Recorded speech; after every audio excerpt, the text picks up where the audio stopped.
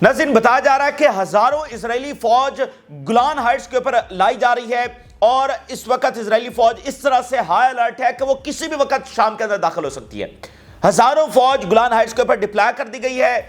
Israel highest alert के ऊपर है और किसी भी वक्त इजरायली फौज दाखिल हो सकती है शाम के अंदर। यह सूरत हाल बताई जा रही है। दूसरी तरफ लेबनीज जो आर्मी है वो भी शाम के बॉर्डर के साथ साथ डिप्लॉयमेंट कर रही है और हिजबुल्लाह के जो एलीट यूनिट्स है वो कुछ घंटे पहले ही शाम के अंदर दाखिल होने की जो इतलात है वो आ रही है। अरब दारुल हुकूमतों में खलबली मची हुई है। उनको समझ नहीं आ रही कि यहां पर क्या किया जाए। तुर्की और अमेरिका की आपस में राब्ते हो रहे हैं। तुर्की और अमेरिका आपस में इस सारी सूरत हाल के ऊपर राब्ते में है और ऑन ग्राउंड जो सिचुएशन है उसमें उम्मीद बनी हुई है। ऑन ग्राउंड सिचुएशन में बशार अल असद के लिए, रेजिस्टेंस के लिए उम्मीद बनी हुई है। जो हुमस और हमा सिटी है वो मुकम्मल उनके कंट्रोल में नहीं गया है। वहां पर अभी भी लड़ाई जारी है और Syrian army with resistance fighters और रशियन एयरफोर्स ये सारे मुकाबला कर रहे हैं और दमिश्क का हसार बनाया जा रहा है। फोर्सेस दमिश्क के इर्द गिर्द डिप्लॉय की जा रही हैं। दमिश्क 3 इतराफ से हमले में आ चुका है। एक गोलान हाइट्स वाली साइड से, जनूबी सीरिया वाली साइड से, एक ये हुमस से जो ये सारे आ रहे हैं और एक एसडीएफ वाली साइड से भी खतरा है। तो हसार बनाया जा रहा है। बहुत सारी फोर्सेस दमिश्क में डिप्लॉय की जा रही हैं। तो ताज़ा तरीन इस वक्त सूरत हाल क्या है, क्या मंजरनामा बन रहा है, क्या बशार अल असद के बचने की कोई उम्मीद है नहीं है, ये सारी तफसीलात बड़ी तफसीली आपके साथ शेयर करेंगे। और तुर्की उसने जो किया है उसके क्या अब आगे कॉन्सिक्वेंसेस, क्या रेपरकशंस होने जा रहे हैं और पूरी इस्लामी दुनिया को जो हिट किया गया है, उसकी यूनिटी को हिट किया गया है, इससे क्या असरात मुरतब होने जा रहे हैं इजराइल और फलस्तीन जंग के ऊपर, इसके ऊपर भी हम तफसीली बात करेंगे। जिन लोगों ने चैनल को सब्सक्राइब नहीं किया उनसे रिक्वेस्ट करेंगे कि चैनल को जरूर सब्सक्राइब कर लें ताकि हर आने वाली वीडियो आप तक पहुंच सके। नाज़रीन, जब मुअम्मर कज़ाफ़ी को लिबिया की सड़कों के ऊपर घसीटा चला जा रहा था तो मुअम्मर कज़ाफ़ी की जुबान से एक ही जुमला बार बार अदा हो रहा था। कई देर जब उनको घसीटा जाता रहा और उनकी जुबान से बस एक ही जुमला निकलता रहा कि मेरे बच्चों, तुम्हें नहीं पता कि तुम क्या कर रहे हो। और गवर्नेंस और खुशहाली का नमूना बनने वाले लिबिया का आज हशर देखिए। आज तक वो संभल नहीं सका है और लिबिया का जो तालीम का निज़ाम था, जो हेल्थ का निज़ाम था, जो वेलफेयर का निज़ाम था, ये जो आप सुनते हैं ना वेलफेयर स्टेट, एक मिसाली वेलफेयर स्टेट थी लिबिया। और बताया जाता है कि मगरिब भी देखकर हैरान रह गया था कि यहां इतनी खुशहाली है, यहां ऐसा हेल्थ का निज़ाम है। तो आज आप देखिए कि लिबिया का हशर क्या हुआ है। बाद में साबित हुआ कि अमेरिका, इजराइल और कुछ अरब ममालिक ने मिलकर धड़न तख्ता किया, लिबिया को तबाह किया। लिबिया की वेल्थ के ऊपर सबकी नजर थी और हिलरी क्लिंटन उसने बाद में बड़े तकब्बुराना अंदाज में कहा कि we came, we saw and he gone. हम आए, हमने देखा और वो चला गया। मुअम्मर कज़ाफ़ी के बारे में बड़े तकब्बुराना अल्फाज है वो हिलरी क्लिंटन ने अदा किए थे कि हमने ऐसे चुटकी बजा कर जाए उसको फारिग कर दिया। तो आज नाज़रीन जो कुछ शाम में इस वक्त हो रहा है वो भी लिबिया के साथ मिलती जुलती सूरत हाल है, जहां बहुत सारी पार्टीज मुलव्वस हैं, जिनके बहुत सारे मफादात हैं। और अगर बशार अल असद का धड़न तख्ता हो गया तो शाम शाम नहीं रहेगा। ये बड़े तारीखी मोड़ से आप गुजर रहे हैं। ये जो आप देख रहे हैं ये एक तारीख है जो यहां पर मोल्ड हो रही है। अगर बशार अल असद का धड़न तख्ता हो गया तो शाम शाम नहीं रहेगा, शाम 3 हिस्सों में तकसीम हो जाएगा। देखिए हर मुल्क की एक आइडेंटिटी होती है, शाम की भी एक आइडेंटिटी है। तो जब ये धड़न तख्ता हो जाएगा और उसके 3 हिस्से हो जाएंगे, किसी मुल्क के जब 3 हिस्से हो जाते हैं तो उसकी शनाख्त क्या रह जाती है, कितनी फैमिलीज डिवाइड हो जाती हैं, शहीद हो जाती हैं, आपका कल्चर, आपकी वैल्यूज, आपका आइन, आपकी सारा कुछ बदल जाता है। जब 3 हिस्से हो गए, देखिए शनाख्त बनती है आपके शहरों से, आपके कल्चर से, आपके वैल्यूज से, आपकी हिस्ट्री से, आपके उस सारे इंफ्रास्ट्रक्चर से। जब वही नहीं है और उसके 3 हिस्से हो गए हैं तो इस्लामी दुनिया का शाहकार शाम और दमिश्क वो बस खत्म हो जाएगा। वो बस खत्म हो जाएगा जैसे लिबिया समझ लेके खत्म हो चुका है। और फिर दहाइयों तक ऐसे मुल्क के जो अवाम होते हैं उनके ख्वाब, उनकी खुशहाली, उनकी अच्छी ज़िंदगी वो बस ख्वाब बनकर रह जाती है। ना उन्हें अच्छी तालीम मिलती है, ना अच्छी सेहत मिलती है, ना अच्छी ज़िंदगी उनको मिलती है, जैसा कि इस वक्त आप लिबिया में देख रहे हैं। तो इसलिए शाम, मिडल ईस्ट, रेजिस्टेंस और इस्लामिक वर्ल्ड, उनके लिए ये बड़ी नाजुक और बड़ी मुश्किल तरीन घड़ी है। और इसमें जो मेन फैक्टर है नाज़रीन वो तुर्की का है। तुर्की का फैक्टर इस सारे मामले में बहुत ज़्यादा इंपॉर्टेंट है और वो 2 हवालों से जो इस सारे मामले को बदल रहा है। तुर्की से नाज़रीन धोखा खा गए हैं बहुत बड़े खिलाड़ी ईरान और रूस। नो डाउट उनकी पेशेंस, उनकी समझदारी और एक एक पॉलिसी जो उनकी बनती है, ईरान अपनी स्ट्रेटेजिक पेशेंस के हवाले से मशहूर है। और आप देखिए 45 साल मुश्किल तरीन दौर ईरान ने गुजारा, सुपर पावर्स का सामना किया और बहुत मुश्किल हालात से गुजरा ईरान। इतना बड़ा खिलाड़ी, और देखिए उसने मिडिल ईस्ट को कैसे रीशेप किया। तो ईरान और रूस दो बहुत बड़े खिलाड़ी जो है वो तुर्की से धोखा खा गए। हुआ ये कि जब इजराइल से जंग चल रही थी ईरान की और सारा फोकस वहां पर था, तो उनको पता नहीं था कि अंदर अंदर क्या चल रहा है। इजराइल से लड़ना कोई आसान काम तो नहीं था। देखिए हर महाज के ऊपर उनसे लड़ा जा रहा था, साइबर अटैक्स, इकोनॉमी, मिलिट्री, और फिर आप पॉलिटिकल लेवल पर देख लें, डिप्लोमेटिक लेवल पर देख लें, प्रोपेगेंडा, मीडिया, नैरेटिव, एक एक महाज के ऊपर ईरान की सारी तवज्जो और सारी फोकस है वो इजराइल के ऊपर थी। तो उनके बगल में क्या हो रहा था उनको इस बात का अंदाजा नहीं था, बिल्कुल तुर्की का अंदाजा नहीं था कि वो ये करेगा। जब ये सारा मामला शुरू हुआ और 48 घंटों के अंदर अंदर ईरान के फॉरेन मिनिस्टर तुर्की पहुंचे, जबरदस्त उनका इस्तकबाल हुआ। तुर्की ने कैटेगोरिकली कहा कि हम इसमें नहीं हैं। ईरान ने यकीन किया कि तुर्की इसमें नहीं है, जिस तरह कैटेगोरिकली उन्होंने कहा। और वैसे भी तो देखे ना कि माजी के इख्तलाफात खत्म हो रहे थे और तुर्की जो है वो ब्रिक्स का मेंबर बन रहा था। रूस भी तो शाम में बैठा हुआ है, तो काफी एक अंडरस्टैंडिंग थी कि तुर्की अगर वो कह रहा है और जो जो ब्लॉक्स बदल रहे हैं तो तुर्की ऐसा जो है वो बिल्कुल नहीं करने वाला है। लेकिन फिर एन मीटिंग के वक्त जब रूस, ईरान और तुर्की बैठकर ये फैसला करने वाले थे कि इन सारे ग्रुप्स को, जिसमें रूस ने कंफर्म किया, रूस के फॉरेन मिनिस्टर ने कहा इजराइल है, गजा से तवज्जो हटाना चाहता है, ईरान ने कंफर्म किया, इराक ने कंफर्म किया, इन सब ने कंफर्म किया कि ये इजराइल, यूक्रेनी और अमेरिकी हिमायती ग्रुप्स हैं। जब ये तीनों फरीक बैठकर फैसला करने वाले थे कि इन ग्रुप्स का इनको रोकना कैसे है, तो ऐन उस मौके के ऊपर तुर्की ने अनाउंस कर दिया कि वो तो इसमें शामिल हैं और वो तो दमिश्क को लेने वाले हैं। तो इस तरह समझ लें कि औसान खता हुए, ईरान और रूस के औसान खता हुए कि ये किस तरह से ये सारे मामलात बदल गए। यानी ईरान लड़ रहा था और मजीद लड़ने की तैयारी कर रहा था, किससे? अमेरिका से, यूक्रेन से, इजराइल से, और अगर उनका कोई और इत्तेहादी भी तो है उनसे भी। वो लड़ने की सलाहियत रखता है और उसने लड़कर दिखाया है और वो मजीद भी लड़ने वाला था। लेकिन जब तुर्की ने ये सारा कुछ किया तो फिर यहां पर मामला गड़बड़ हुआ। और आप देखिए, अगर आपको पता है कि भाई ये आपका दुश्मन है, आपके सारी फोकस उस दुश्मन की तरफ है, अगर आपका दोस्त दुश्मन बन जाए तो फिर आप क्या करेंगे? आप हिल जाएंगे ना। तो ये ईरान के साथ हुआ कि दोस्त अगर दुश्मनों के साथ जाकर खड़े हो जाएं तो फर्क तो पड़ता है। तो इसलिए अब मसला यह है कि ईरान असेस कर रहा है, अपनी सूरत हाल को रीअसेस कर रहा है कि अब तुर्की अगर इसमें है तो फिर हमने क्या करना है। देखिए मैटर करता है ना, तुर्की की फौज अगर ईरान वहां पर जाता है तो ईरान को किससे लड़ना पड़ेगा? इजराइल से, अमेरिका से, यूक्रेन से, वो रेडी है। लेकिन चौथी तरफ अब तुर्की से लड़ना पड़ेगा और ईरान और तुर्की का बॉर्डर मिलता है। और अगर सीरिया में एस्केलेशन हुई और ईरान और अगर तुर्की में डायरेक्ट वॉर छिड़ गई तो उसका नतीजा फिर क्या निकलेगा?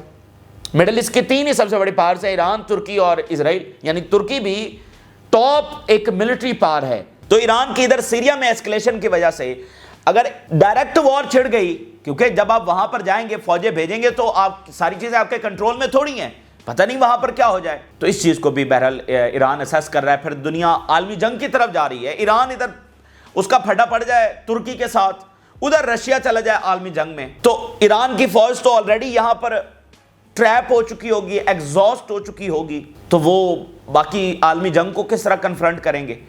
तो बहुत सारी चीजें हैं ना जो उनको रीअसेस करनी है। भाई एक नया फैक्टर आ गया और नया फैक्टर आपका दोस्त है जिसने अचानक से आपकी पीठ के अंदर जो है वो छुरा घोंपा है। तो तुर्की ने इस तरह नाजुक हालात में ऐसी चाल चली है ना कि जब ईरान और रूस प्रॉपर इंगेज हैं तब उसने आकर वार किया है। और दूसरी जो इस हवाले से इंपॉर्टेंट बात है कि इस्लामी दुनिया भी जो स्टैंड ले चुकी थी बशार अल-असद के हक में, जो एक यूनिफाइड पोजीशन ले चुकी थी कि हमने बशार अल-असद के साथ खड़े होना है, सब ने कहा ये ग्रुप्स टेररिस्ट हैं कैटेगोरिकली, और बिल्कुल हैं, और उसमें दाइश के लोग, अलकायदा, ये सारे उसमें आइडेंटिफाई हुए। तो उन्होंने वाज़ेह तौर पर कहा कि हम किसके साथ खड़े हैं? बशार अल-असद के साथ। और रॉयटर ने अब इसको रिपोर्ट किया कि जब मामला पलटा है तो Arabs capital are in shock what's happening in Syria, के शॉक के अंदर हैं अरब दारुल हुकूमत के ये यहां पर हुआ क्या है। तो ایک پوری جو اسلامی دنیا ہے وہ شدید پریشانی کے اندر ہے کہ کیوس کے اندر ہے کہ وہ اب کیا کریں. یعنی ادھر تو پوزیشن انہوں نے لے لی, لیکن ترکی کے خلاف پوزیشن بھی تو اب لینی ہے, اب صورتحال کو ری اسیس کرنا. دیکھیں بہت ساری گورنمنٹس ہیں جن کے معاہدے ہیں ترکی کے ساتھ, کہیں پر روڈز بن رہے ہیں, بزنسز ہیں, ٹریڈ ہے, عسکری معاملات کے اندر کوآپریشن ہے. تو اب ان کو ایک اپنے دوست کے خلاف دوبارہ سے, جو کہ دشمن کے ساتھ جا کر مل گیا, اس کے خلاف پوزیشن لینی ہے. انویسٹمنٹس ہیں, لوگ ادھر ادھر بیٹھے ہوئے ہیں. مطلب مثال کے طور پہ ایک کنٹری ہے عراق ہے, اس کے اب سب سے زیادہ وہ جو چیزیں امپورٹ کرتا ہے وہ ترکی سے کرتا ہے. تو عراق نے کہا کہ ہم ہر صورت میں انٹروینشن کریں گے. اب ترکی کہہ رہا ہے جی ہم تو دمشق لینے جا رہے ہیں. تو عراق سب سے زیادہ امپورٹس کس سے کرتا ہے؟ ترکی سے. انفراسٹرکچر, پانی وہاں سے آتا ہے, دریا وغیرہ وہاں اوپر سے بہ کر آتے ہیں, بہت سارے معاملے. بھائی اسرائیل کے خلاف تو پوزیشن لے لی سب نے, لیکن ترکی نے جو میں نے کہا نا کہ اسلامی یونٹی کو آ کر ہٹ کر دیا. اب کل کو ترکی 100 کہتا رہے کہ نہیں یہ تو ہمارے آپسی معاملات تھے. نہیں, ایسا نہیں. آپ نے کس موقع کے اوپر وار کیا؟ جب سارا ریجن کس کے ساتھ لڑنے میں انگیج ہے, جب وہ اسرائیل کے ساتھ لڑ رہا ہے اور اپنے آپسی اختلافات کو مٹانے کی کوشش کر رہا ہے, یونیفائڈ پوزیشن لے رہا ہے. آپ نے اس وقت ہٹ کیا اور لیجیٹیمیسی دی ہے ان گروپس کو جن کی کوئی لیجیٹیمیسی نہیں ہے. توجہ ہٹانے کی کوشش کی ہے غزہ سے. آپ ابھی دیکھیے غزہ سے کیا خبر سامنے آ رہی ہے. ابھی اسرائیل نے بمباری کی ہے, 1 گھنٹے کے اندر ایک ہاسپٹل کے سٹیٹس آئے ہیں. العودہ ہاسپٹل میں 1 گھنٹے کے اندر 26 شہادتیں لائی گئی ہیں اور 60 انجرڈ. غزہ کے ایک ہاسپٹل میں 26 شہادتیں اور 60 زخمی لائے گئے ہیں جو بمباری ہوئی ہے 1 گھنٹے کے اندر. تو آپ اندازہ کریے کہ اس وقت غزہ میں کیا ہو رہا ہے اور پچھلے 15 مہینوں سے ہو رہا ہے. تو توجہ کہاں پر ہے؟ ہٹ گئی نا, توجہ ادھر آ گئی. تو اس میں کوئی شک نہیں ناظرین کہ اسلامی دنیا ایک مشکل ترین امتحان کے اندر پھنس گئی ہے. مشکل ترین امتحان اس کے اوپر آ پڑا ہے, لیکن بات یہ ہے کہ لڑنا تو پھر ہے. اور ریزسٹنس اس مشکل ترین امتحان سے بھی سرخرو ہو کر نکلے گی. وہ پہلے بھی لڑی ہے اپنوں سے بھی. اب یہی عربز تھے جنہوں نے حزب اللہ کو ٹیررسٹ لسٹ کے اندر ڈالا ہوا تھا, ٹھیک ہے, یہی عربز تھے نا, اب انہوں نے نکالا ہے ٹیررسٹ لسٹ سے. تو حزب اللہ ریزسٹنس اپنوں سے بھی لڑی ہے, غیروں سے بھی لڑی ہے. تو اب بھی وہ اس مشکل ترین امتحان سے نکلے گی, دمشق ہو یا نہ ہو. اور میں آپ کو ایک بات اور بتا دوں, یہ آج بات میری یاد رکھیے گا کہ یہ جو سارا معاملہ شام کے اندر ہو رہا ہے یہ بیک فائر کرے گا اسرائیل کو. ابھی تو اسرائیل میں لڈو پھوٹ رہے ہیں نا کہ یہ بشار الاسد گیا اور یہ معاملہ اسرائیل کو بھی بیک فائر کرے گا. دیکھیے یہ تو گروپس ہے نا, یہ کوئی پولیٹیکل فورس تو نہیں ہے کہ اچھا چلو جو آ کر دمشق پر قبضہ کر لیں گے, ایک گورنمنٹ بنائیں گے, اسٹیبلٹی لے کر آئیں گے. ایسا تو کچھ بھی نہیں. یہ تو گروپس ہے نا, اور دہشت گرد ڈکلیئرڈ دہشت گرد ہے. اور اس سے کیا ہوگا؟ انارکی پھیلے گی, کیوس پھیلے گا. تو یہاں پر کیا پتا کل کو دوسرے گروپس آ کر بیٹھ جائیں جو اسرائیل مخالف ہوں. فی الحال تو لڈو پھوٹ رہے ہیں نا, وہ کہہ رہے ہیں جی ہم دوست ہیں. او بھائی یہ تھوڑی ہے کہ اگر بشار الاسد کے ہاتھوں سے دمشق جا سکتا ہے تو ان کے ہاتھوں سے دمشق نہیں جا سکتا دوبارہ. تو وہ گروپس آ گئے جو کہ ایسے گروپس موجود ہیں جو اس وقت کہہ رہے ہیں کہ جب ہم آئیں گے نا تو ہم بتائیں گے کہ اسرائیل کے ساتھ کیا کرنا ہے. بشار الاسد, وہ کہتے ہیں بشار الاسد نے تو کچھ کیا ہی نہیں ہے اسرائیل کے خلاف, ہم آ کر بتائیں گے کہ کیا کرنا ہے اسرائیل کے خلاف. ٹھیک ہے, ہم گولان ہائٹس کو بھی واپس لیں گے. تو دیکھیں بشار الاسد کی گورنمنٹ تھی, ٹھیک ہے, وہ ریزسٹنس کی سب سے بڑی سپورٹر, وہ سپلائی لائن دے رہے ہیں, سارا کچھ کر رہے ہیں, لیکن پھر بشار الاسد کو ڈائریکٹ حملہ تو نہیں کر رہا تھا اسرائیل کے اوپر. اور گولان ہائٹس اسرائیل کے قبضے میں تھی, بشار الاسد نہ لینے کی پوزیشن میں تھا, اور کچھ انڈرسٹینڈنگ, کچھ معاہدے چل رہے تھے. تو یہ جو انارکی پھیلی ہے نا, آپ دیکھیے گا فی الحال وہ بڑے خوش ہیں کہ اچھا یہ آپس میں لڑ پڑے ہیں اور یہ ایسا ہو گیا ویسا ہو گیا. نو ڈاؤٹ مشکل ترین امتحان کے اندر چلی گئی ہے اسلامی دنیا, لیکن یہ چیزیں ان کے اوپر بیک فائر کریں گی. میں ناروے کے فارن منسٹر کا ذرا بیان دیکھیے, وہ کیا کہہ رہے ہیں. ناروے کے فارن منسٹر اس صورتحال میں, insuring Israeli lives and peace with its neighbours will not be achieved except Palestinian state. اگر اسرائیلیوں نے وہاں پر امن سے رہنا ہے, اگر اسرائیلی لائفز کو محفوظ بنانا ہے, اگر اسرائیل نے سیکیورٹی چاہتا ہے وہ, تو ایک ہی حل ہے, اور وہ یہ نہیں ہے کہ دمشق فال کر جائے گا, وہ حزب اللہ تباہ ہو جائے گی, اس کو مزید جنگی طیارے دے دو. کیا کیا جائے؟ فلسطینی ریاست بنا دی جائے. یہ میرے الفاظ نہیں ہیں, یہ ناروے کے فارن منسٹر کا بیان ہے. ایک ہی طریقہ ہے جو چین کے پریزیڈنٹ بھی کہہ چکے ہیں, جو پیوٹن بھی کہہ چکے ہیں, فلسطینی ریاست از دا اونلی سولوشن. اس کے بغیر کوئی سولوشن نہیں ہے, اس کے بغیر جنگیں ہی جنگیں ہیں, اور اسرائیل کو یہاں چین سے رہ لے گا سوال ہی پیدا نہیں ہوتا. اور جو ریزسٹنس کی سب سے بڑی کامیابی اس نے اسرائیل کے خلاف حاصل کر لی ہے وہ یہ ہے کہ اسرائیل ایک انسیکیور سٹیٹ کے طور پر ثابت ہو چکا ہے. کوئی انویسٹمنٹ نہیں کرنا چاہے گا کیونکہ ان کو پتا ہے کہ یہاں 5-10 سال بعد کوئی نہ کوئی جنگ چھڑی جانی ہے. تو کون آ کر بلینز آف ڈالرز انویسٹ کرے گا؟ جو پہلے ان کی مائگریشن ہو رہی تھی اب وہ ریورس امیگریشن شروع ہو چکی ہے اور کوئی مزید آنے کے لیے تیار نہیں ہے. 0% ریٹ پر آ چکا ہے جو روزانہ سینکڑوں ہزاروں لوگ پوری دنیا سے ان کے مذہب والے آ رہے تھے. تو یہ دو چیزیں ہیں ایسی ہیں جو اسٹیبلش ہو چکی ہیں. تو اسرائیل کی سیکیورٹی نہیں ہے, وہ دمشق فال کر جائے گا پھر بھی نہیں ہے. لڈو پھوٹ رہے ہیں لیکن اچیومنٹ ان کی یہاں بھی نہیں ہوگی. ٹھیک ہے, ریزسٹنس مشکل وقت سے ضرور گزرے گی لیکن جیسے ناروے کے فارن منسٹر کہہ رہے ہیں ایک ہی راستہ ہے, فلسطینی ریاست بنا دی جائے.